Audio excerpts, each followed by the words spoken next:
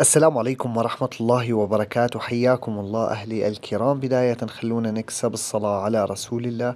اللهم صل على سيدنا محمد، فضلا وليس أمرا. لايك ومشاركة الفيديو على أوسع نطاق. بداية أصدقاء الكرام، يجب أو واجب علينا التنبيه وخاصة بالوقت الحالي. الجيش الإسرائيلي يصدر تحذيرا لسكان 5 بلدات سورية حدودية بعدما تحررت والخروج من منازلهم حتى إشعار آخر. أيضا أصدقاء الكرام، استهداف المربع الأمني في منطقة كفر سوسة بالعاصمة دمشق ومطار المز العسكري بغارات جوية إسرائيلية مكثفة.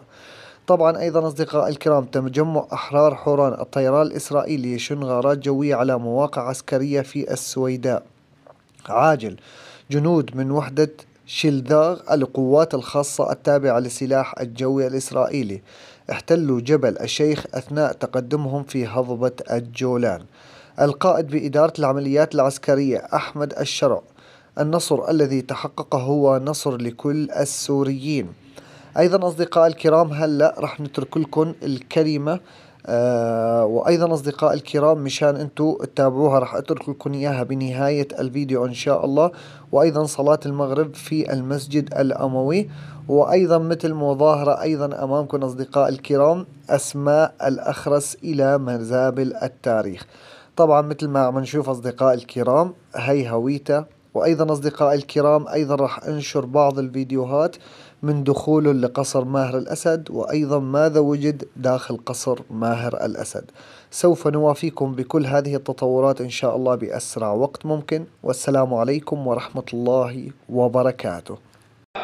والله لن يخيبه، فحاشا لله، حاشا لله أن يظلم هذا الطاغية كل أهل سوريا. ما من بيت في سوريا إلا وقد طرقته باب الحق، ما من بيت في سوريا إلا وقد طرق بابه الحق. والحمد لله اليوم تتعافى سوريا بإذن الله. هذا النصر يا أخواني الحمد لله جديد للأمة الإسلامية بأكملها. هذا النصر يا أخواني تاريخ جديد للمنطقة.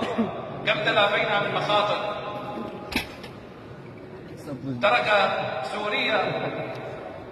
تركها مزرعة للأطماع الإيرانية، نشر فيها الطائفية، أثار فيها الفساد، أصبحت عن للكبتاجون في العالم.